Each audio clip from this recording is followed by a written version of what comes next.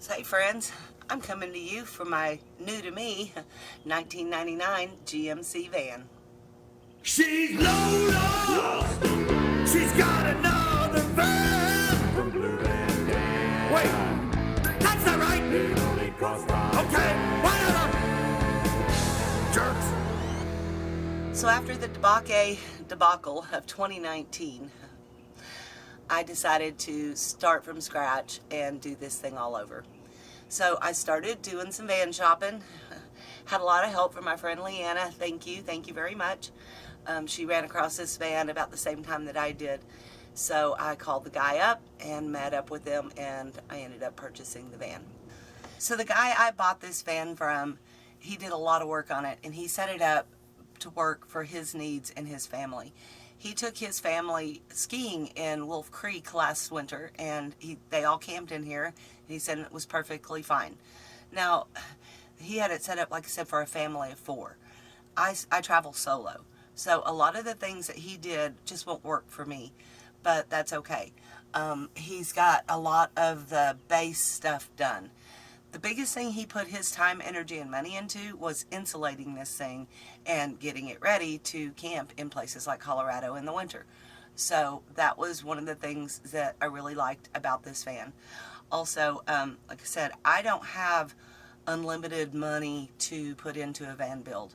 So I think, although I'm going to have to do quite a few things in here, it's just not going to be that much money.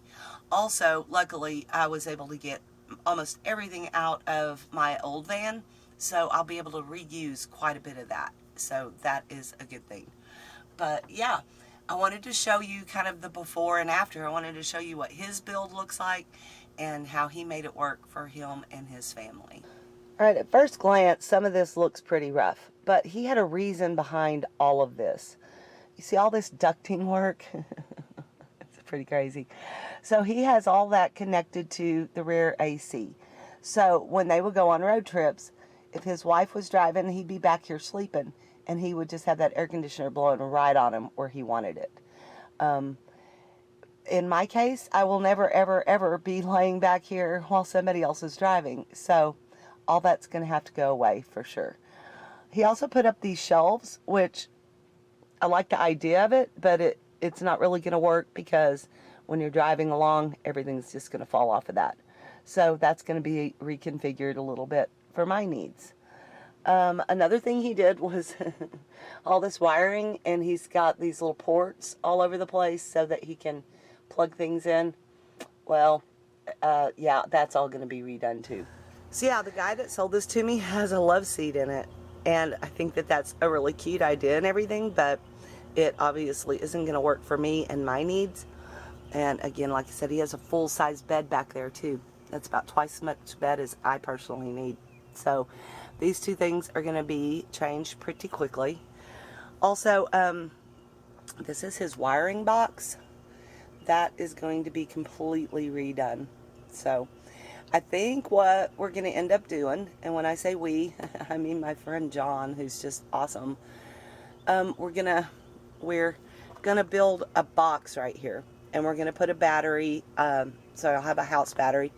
Right now, everything is set up, all this electric, to run off the car battery. Well, that's not gonna work for me at all. So my friend Bill was able to get my batteries and all the wiring and everything out of my old van. Now, I don't think I'm going to be going back with solar immediately, and let me tell you why. I had 100 watts of solar panel on my old van, and I never had any need for any more than that, really. But I was just always worried about cloudy days and how to charge it and stuff like that. So I think with me, it's going to be better to just get an isolator, be able to charge that battery up as I'm driving, because I drive almost every day when I'm in it, and just skip the whole solar thing altogether. So that's my plan for now, but that can always change. If I decide later to throw a solar panel on the top, I can. So yep, we're going to put a battery in behind the seat and go ahead and run an isolator. I think behind the seat is just going to work better than in the very back of the van. Just a whole lot less wiring, less issues, and also then if we put the electric charging station somewhere, it'll be real close to that.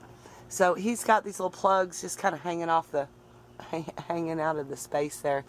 All that'll be removed, and I'm going to have a nice, neat charging station installed somewhere right there. Now he's got that little cabinet there, and it's cute. It's kind of a good idea, actually. It might stay, I don't know. And if you'll notice, it doesn't have a top on it right now. He said he did that on purpose, because that way if you set things on it, they won't go sliding off when you drive. I kind of love it. Simple, yet effective. Now, as you can see, he's got Reflectix on the back windows, and it's all nice and taped on. He's got insulation behind that, so he really insulated the heck out of this van. I think I'm going to leave that for now. We'll worry about the prettiness of it later.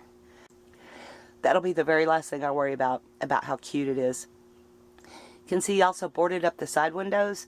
Again, there's insulation and Reflectix behind that.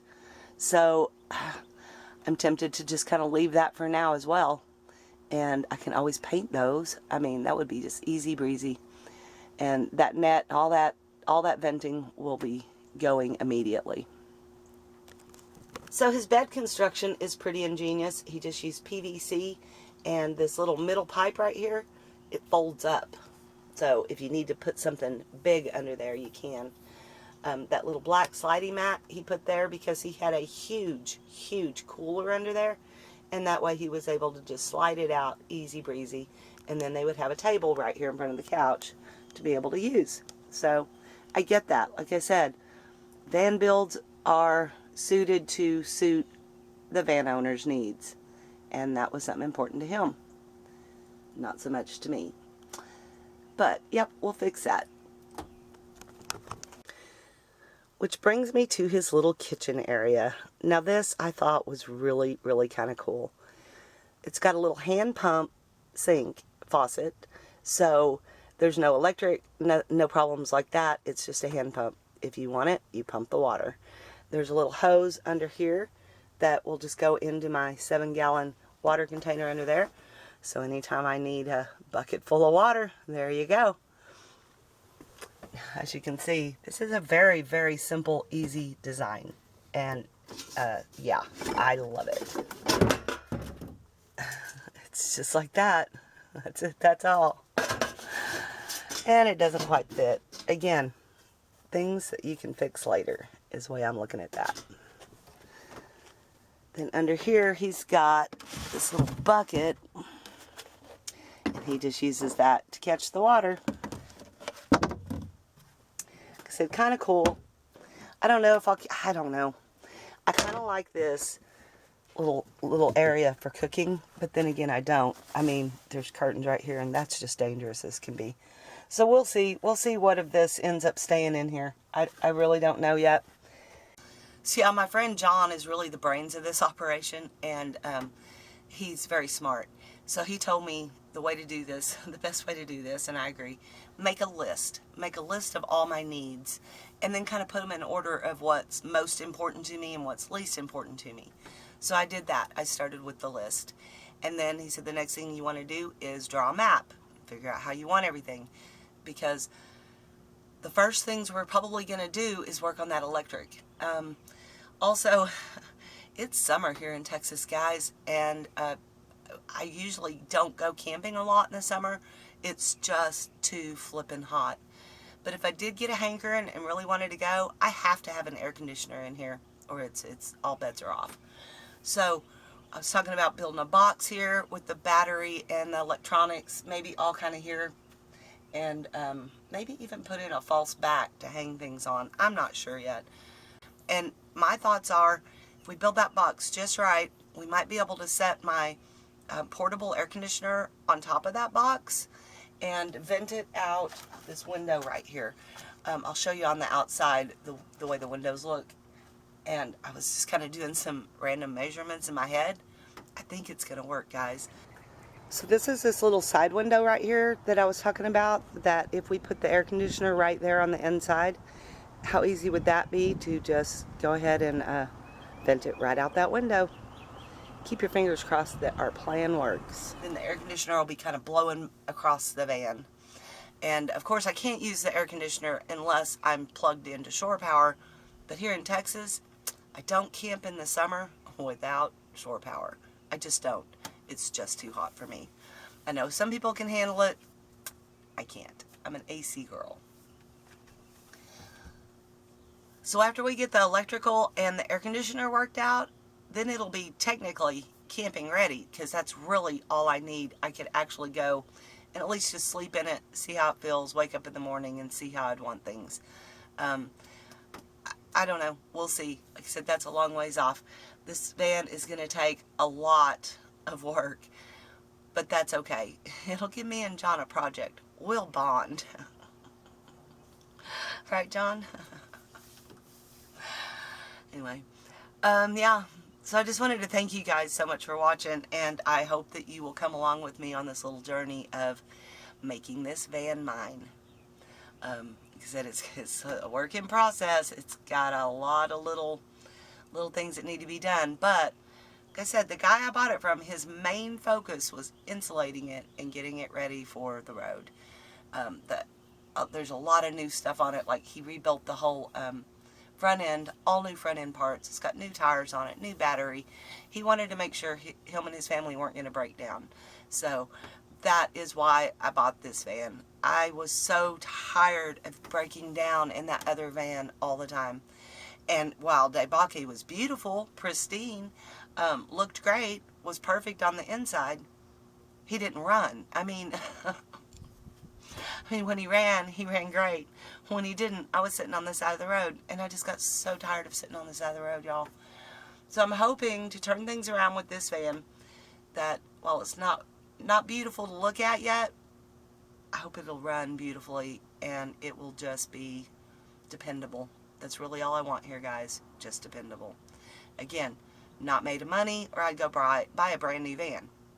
But I'm not going to do that. Why? I can't. I don't have that much money. And I'm not going to go into debt to buy a weekend camper van. That just doesn't make sense. So, anyway, that's it for now. A little brief tour. There'll be lots more to come, so y'all stay tuned. And as always, y'all stay lost, my friends.